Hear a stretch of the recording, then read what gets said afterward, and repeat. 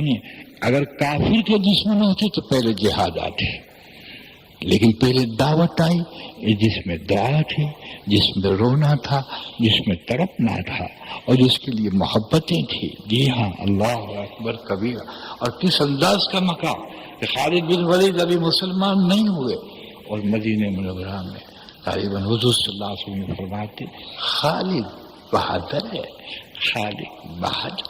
یعنی آپ کی چاہت یہ کہتی تھی کہ ایسا بہادر اسلام کی خدمت کے لیے قبول ہو. یعنی اسلام محتاج نہیں کسی کا، لیکن قدردانی کے اندر بھی آپ کا مقام اونچا تھا. چنانچہ محبت میں بھی حضور صلی اللہ علیہ وسلم کو اللہ نے خاتم النبیین بنایا کہ اس سے بڑھ کر کسی نبی کے دل میں مخلوق کی محبت اللہ نے نہیں ڈالی. اللہ کے بعد یعنی اللہ تو سب سے زیادہ چاہتے ہیں اور حضور صلی اللہ علیہ وسلم، لیکن قربان جائیے اسی سبق کو ماشاءاللہ حضور صلی اللہ علیہ وسلم نے عجیب انداز سے سمجھایا. جی کہ حضرت عمر رضی اللہ تعالیٰ عنہ حضور صلی اللہ علیہ وسلم سے عرض کرتے یا حبیب اللہ، میں اپنی جان سے بھی آپ کو زیادہ چاہتا ہوں، یعنی میری جان کے علاوہ میں سب سے زیادہ آپ سے چاہتا ہوں. کہا عمر تم پھر مومن کامل نہیں بن سکتا جب تک کہ اپنی جان سے مجھے زیادہ نہ چاہے. دیکھا آپ نے، جان سے بھی زیادہ نہ چاہے. جب وہ سیدنا عمر رضی اللہ تعالیٰ نے کہا یا رسول اللہ صلی اللہ علیہ وسلم میں اپنی جان سے بھی آپ کو زیادہ محبت کرتا ہوں، کیا مطلب تھا؟ کیا مطلب تھا؟ حضرت محمد صلی اللہ علیہ وسلم اپنی جان سے بھی امت کو زیادہ چاہتے تھے، جھونک دیا اپنی جان کو. جی ہاں، یعنی دنیا میں تشریف لے جاتے ہیں سفید ورقے کی طرح ہو گئے تھے، اتنا خون اڑ گیا تھا. اللہ اکبر. قرآن کا یہ عالم کہ اللہ یوں کہہ رہے ہیں کہ کیا اپنی ذات کو ہلاک کر دو گے؟ سمجھے کہ نہیں؟ یہ سارے مقامات جتنی کہ دعوت کی صفاتیں ہوتی ہیں، دعوت کی صفاتیں ہوتی ہیں. آپ کو یہ صفات کے مظہر کے کیا معنی؟ توحید سے نسبت تو اس کی زیادہ نہیں. توحید سے نسبت نہیں ہوا کرتی. اللہ بالکل الگ تھلگ ہے. اللہ رب العزت کی شان آپ دیکھیے کہ جو بندہ ظلم کرے گا اس کو ڈھیل دیتا ہے. جو بندہ ظلم کرتا ہے اس کو ڈھیل دیتا ہے. جی ہاں، اور ہر ایک کا وعدہ کر رکھا ہے، ہر ایک کا وعدہ کر رکھا ہے، فوراً پکڑتا بھی نہیں ہے. جی ہاں، اور اللہ رب العزت اپنے بندے کو چاہتے ہیں اس کو خوب مال دیتے ہیں تاکہ یہ شکر کی طرف آئے، میری محبت کی طرف آئے، مجھے سمجھ جائے. دیکھا آپ نے، وہ اپنی شان کے اعتبار سے کرتے ہیں. اور حضرت محمد صلی اللہ علیہ وسلم کی چونکہ اندر بشریت ہے تو آپ کی اتباع میں قرآن کو بھی سامنے رکھتے ہیں اور اپنی نبوت کو بھی سامنے رکھتے ہیں. اس اعتبار سے حضرت محمد صلی اللہ علیہ وسلم کی ذات کو آپ دیکھیں کہ حضرت محمد صلی اللہ علیہ وسلم نے بھی بعضوں کو سزا کرنے میں ڈھیل کی ہے. جی ایک ساتھ آتے ہیں تو آپ چہرہ پھیر لیتے، ادھر سے آتی تو یوں چہرہ پھیر لیتے. کس لیے پھیر لیتے؟ کہ کاش یہ بات آگے نہ بڑھائے اور اس پہ کوئی چیز. ایک صحابی کے بارے میں جب آیا یا رسول اللہ صلی اللہ علیہ وسلم اس سے یہ قصور ہو گیا تو فرمانے لگے کہ کاش تم مل کر صلح کرا دیتے یا جوڑ کرا دیتے تو میری امت کا ہاتھ تو نہ کٹتا نا. کیسی محبت والا کہ کاش تم معافی کروا دیتے اور جوڑ کروا دیتے تو میرے امتی کا ہاتھ نہیں کٹتا. اللہ اکبر. تو یہ نہیں کہ وہ مجرم پر ٹوٹ پڑتے تھے، نہیں یہ بات نہیں. آپ میں انتقام کا تو مسئلہ تھا ہی نہیں، انصاف کا مسئلہ تھا. انصاف پہ آتے تھے تو یوں فرمایا کہ حضرت فاطمہ رضی اللہ تعالی عنہا بھی اگر خدا نخواستہ چوری کرے تو محمد اس کے بھی ہاتھ کاٹ دیں گے. چنانچہ خدا پاک کی قسم صفات کلیہ میں آپ خاتم النبیین ہیں، صفات کلیہ میں خاتم النبیین. اللہ اللہ. اب آئیے حقوق الجوزا میں. اللہ اکبر کبیرہ. ایسا کون نہ فرماتے تم میں سے اچھا آدمی وہ ہے جو اپنی عورت کے لیے اچھا ہو، مگر شریعت کے اعتبار سے. حضرت عائشہ صدیقہ رضی اللہ تعالیٰ عنہ فرماتی ہے کبھی کبھار ہو جاتا ہے ایسا کچرا رہ جاتا. فرمایا حضور صلی اللہ علیہ وسلم گھر میں تشریف لائے اور جھاڑو اٹھایا اور گھر کو صاف کیا. ایسا نہیں کہ وہاں کچرا پڑا ہوا، کبھی تھوڑا سا پڑا کہ ماں بھی تو ماشاء اللہ تربیت یافتہ تھی، اور ادھر صاف کیا. اور اپنے جوتے خود گانٹھ لیتے تھے، خود سی لیتے تھے. کون؟ تیری بلی ہو. خاص ساری عمل میں بھی ہوتی ہے، خاص ساری زبان سے بھی ہوتی ہے، اور خاص ساری دل سے بھی ہوتی ہے. کلو تواضع کے مجسم خاتم النبیین تھے. ایسی تواضع کسی کو نصیب نہ ہوئی. اللہ اکبر. ایسی تواضع کسی کو نصیب نہ ہوئی مصاب مقابلے کی نہ ہوئی. چنانچہ ایک مرتبہ سیدہ عائشہ صدیقہ رضی اللہ تعالیٰ عنہا ہماری ماں روٹی پکا رہی تھی. فرمانے لگے حمیرہ، یعنی ہماری ماں عائشہ کو حمیرہ کہتے تھے حضور صلی اللہ علیہ وسلم. حمیرہ میں پیڑے بناؤں اور تم اس کو گرم کر. کہ یا حبیب اللہ میں بنا دوں گی. کہ نہیں، پیڑے میں بناؤں گا، توے پہ تم پکا. آپ نے پیڑا بنایا، ماں کو دیا، ماں نے توے پہ رکھا، روٹی پکئی میں. کہا یا حبیب اللہ پیڑا نہ بنائیے، آپ کا ہاتھ لگ گیا، روٹی پہ آگ حرام ہو گئی. پیڑا ہی نہ پکے، پیڑا ہی نہ پکے. اللہ. لیکن میں کہتا ہوں کہ ہم نے اپنی عورتوں کے ساتھ فوجداری کی یا کچھ ہم نے بھی ایسا کام کرایا؟ جی ہاں، کہ بیٹھی رہے میں روٹی آج پکا دیتا ہوں تو بیمار ہے. نہیں، ہم تو فوجدار ہیں، شوہر تھوڑے ہی ہیں. یعنی کسی شعبے کے اندر الحمدللہ ایسا نہیں جس میں آپ خاتم النبیین ہو. اللہ اکبر. آپ کے اخلاق کا شعبہ تخلق باخلاق اللہ. جس مقصد کے لیے انسان کو پیدا کیا گیا، اس میں آپ جامع تھے. کیسے تھے؟ جامع تھے. جامع. فرشتے حیران تھے. انی عالم ما لا تعلمون کا کامل جواب تھا آپ کا وجود. جسے حضرت پیران پیر خود فرماتے ہیں. خیال میں محدث عبدالحق دہلوی فرماتے ہیں، حضرت پیران پیر فرماتے ہیں فرشتوں تم نے جب کہا تھا کہ ایسی مخلوق کو پیدا کرتی ہو جو قتل و غارت کرے گی، تو عبد القادر اس کا جواب ہے میری زندگی کو دیکھ لو، انی عالم ما لا تعلمون. دعوے کے ساتھ بات کرنا. یہ سید الاولیاء، یہ تو سید الانبیاء تھے. اللہ اکبر. یہ جبریل بھی حیران تھے آپ کو دیکھ کر، اور سارے ملائکہ آپ کو دیکھ کر آپ کو حیران تھے. لیکن آپ ملائکہ کو دیکھ کے حیران نہیں تھے. میں آپ کی ایک مثال دوں، یہ عجیب بات ہے.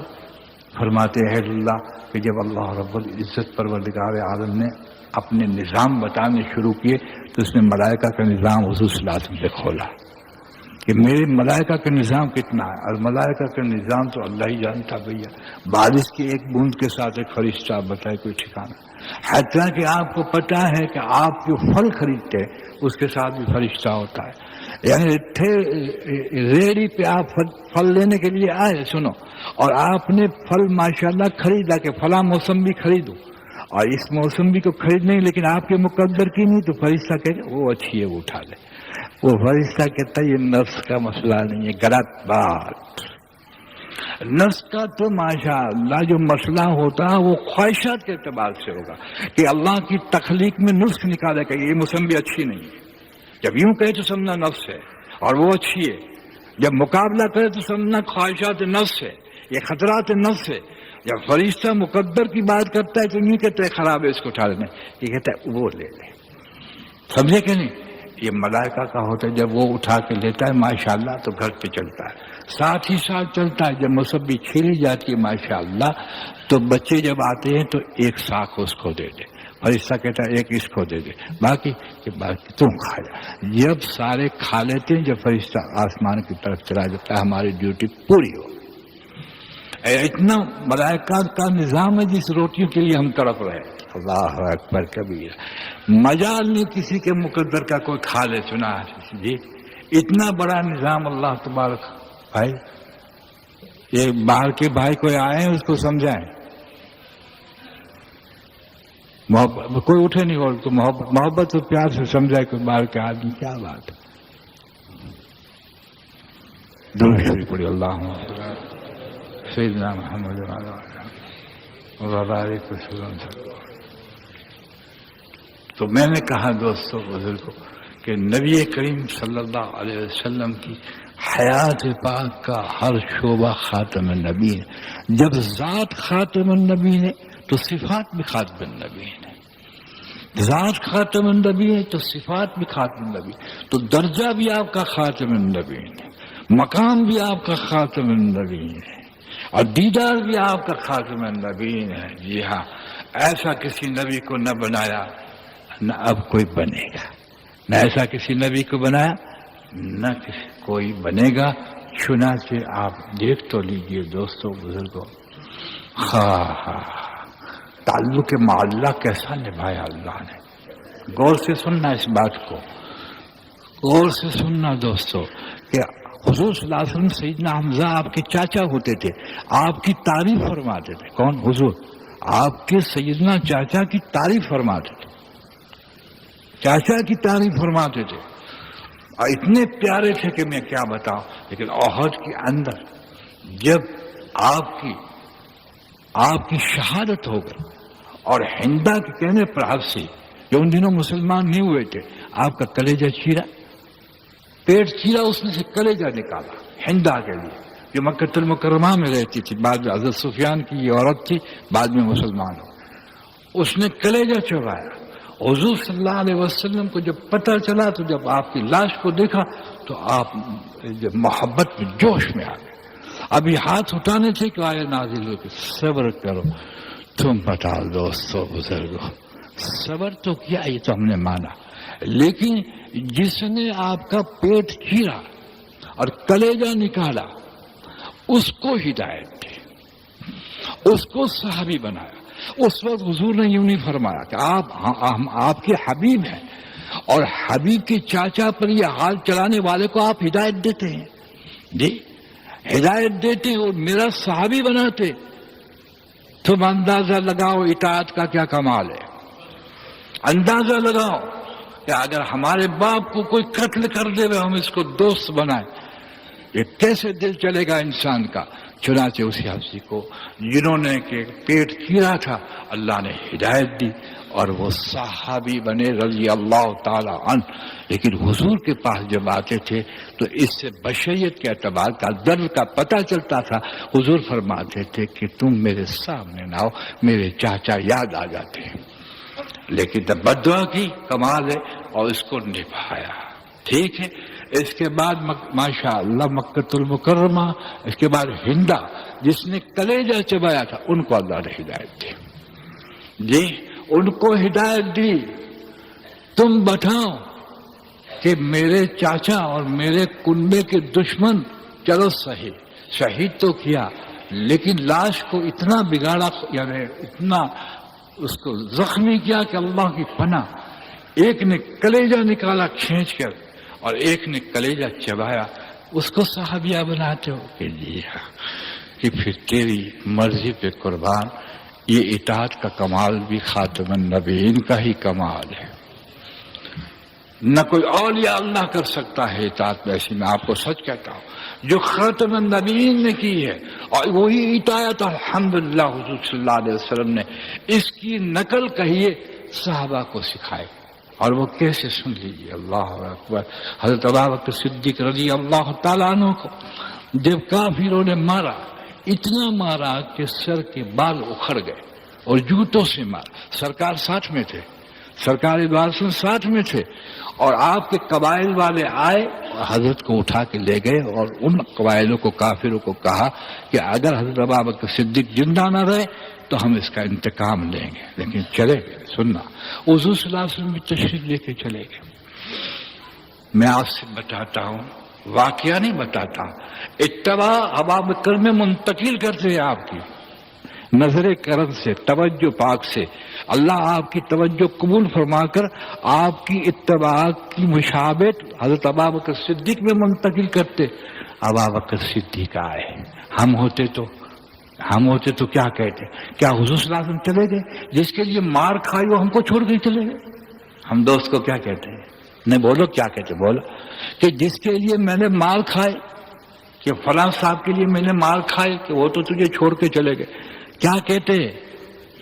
پتہ چلا کہ سرکار تو تشریف لے گئے، زخمی حالت میں میرے گھر پہ بھی پہنچانے نہ آئے، میرے زخم پر ہاتھ بھی نہ پھیرا، میں نے یہ بھی نہ دیکھا کہ دعا کی ہو، اور اپنے گھر پہ چلے گئے۔ دوست تو بتا